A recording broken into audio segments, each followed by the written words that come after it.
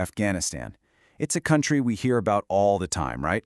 But for so many of us, it's still this incredibly complex puzzle. It's a land of ancient history, breathtaking beauty, and, well, seemingly endless conflict.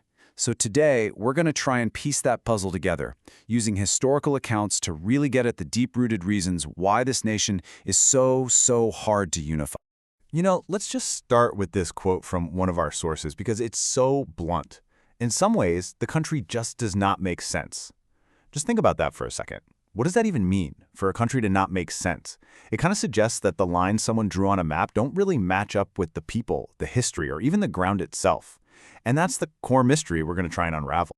So, that leads us to our big question. Why does this place, with this incredible millennia-spanning history, seem to fight the very idea of becoming a single, unified country? To get to the bottom of this, we're going to look at three main pieces of the puzzle: the unchangeable facts of the land, the amazing mosaic of its people, and the heavy weight of its history. All right, first up is probably the most basic piece of the puzzle, the land itself. We're talking about the unchangeable realities of geography that have shaped life here for thousands of years. The first piece of this puzzle is the geography, and it is completely dominated by the Hindu Kush. Now, this isn't just a mountain range, it's a massive wall of rock and ice that slices right through the country, with peaks soaring over 25,000 feet. Can you imagine trying to rule a nation where huge chunks of your population are totally cut off from you and from each other for months every year? This kind of landscape doesn't just make it tough to build a highway, it makes it almost impossible to build a unified nation.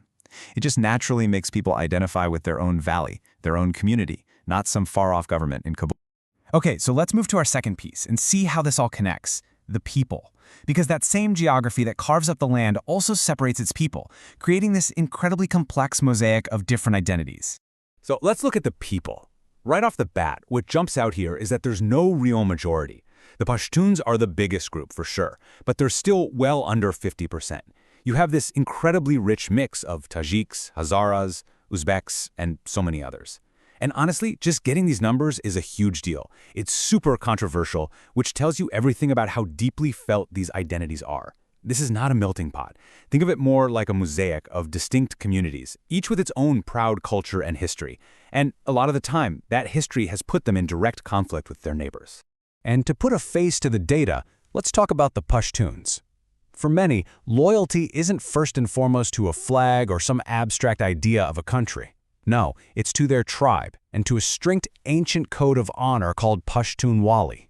This code dictates everything from how you treat a guest to how you settle a feud, and it really strengthens this fierce sense of personal and tribal independence over any kind of national identity. And then you have another incredibly complex layer: the Hazara people. They also have East Asian features. They're predominantly Shiite in a largely Sunni country, and they have this long, tragic history of persecution. So you see, this isn't just about different cultures living side by side. We're talking about deep historical wounds and power struggles that throw up massive walls against the idea of national unity. And that brings us to our third and final piece of the puzzle: history. Afghanistan's location has put it smack dab in the middle of a global crossroads for thousands of years, and that legacy has had a really powerful and kind of paradoxical effect. I mean, just look at this timeline. You can see this constant pattern. It starts with Alexander the Great, then the Greco-Bactrians blending Greek and local styles, the Kushan Empire put it at the absolute heart of the Silk Road, and all the way up to Babur, who actually founded the legendary Mughal Empire from his capital in Kabul. For literally millennia, Afghanistan has been a place that empires want, a prize to be won. And that leaves a mark, a really deep one. And being at a crossroads wasn't always a bad thing. It created these incredible moments of cultural synthesis. The giant Buddhas of Bamyan were a perfect, stunning example of this. They were a product of Afghanistan's central role on the Silk Road, a beautiful fusion of Eastern religion and Western Greek-influenced art. But this leads us to the great paradox of Afghan history. This constant cycle of being invaded has forged this absolutely fierce spirit of independence and a deep suspicion of outsiders. But here's the twist. That same powerful instinct to fight off foreigners often gets turned against any central government, even their own. It's like resisting control is just part of the DNA here. Okay, so now we get to the modern era. And this is where all those historical fault lines we've been talking about, the geography, the ethnic divides, the resistance to authority, this is where they all crack wide open at once, leading to what you could call the Great Unraveling. And in the late 20th century, things just spiral out of control. Look how fast this all happens. A communist coup in '78, which leads directly to a Soviet invasion in '79. That kicks off a brutal 10-year war. But when the Soviets are finally pushed out, the victors, the Mujahideen fighters, they don't build a new nation. No, they turn their guns on each other, plunging the country into an absolutely devastating civil war, which, in the end, paves the road for the Taliban. And the human cost of all this chaos, well, it's almost impossible to wrap your head around. 6 million people. Let that sink in for a second. At the time, that was 1/3 of the entire population forced to become refugees. This wasn't just a war, it was the complete dismantling of a society. This picture, it really says it all, doesn't it? A ruined building in Kabul. The civil war in the 90s was just uniquely destructive. Why?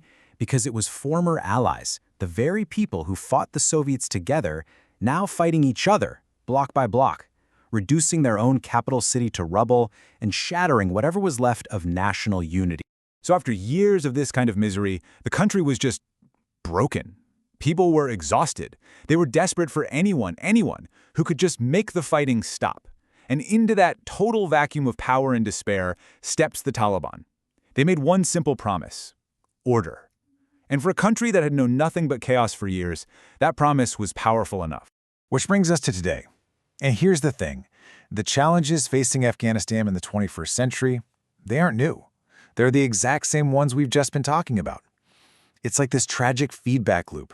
The tough geography reinforces the ethnic divisions, which are exploited by outsiders, which in turn fuels that deep resistance to any kind of central authority.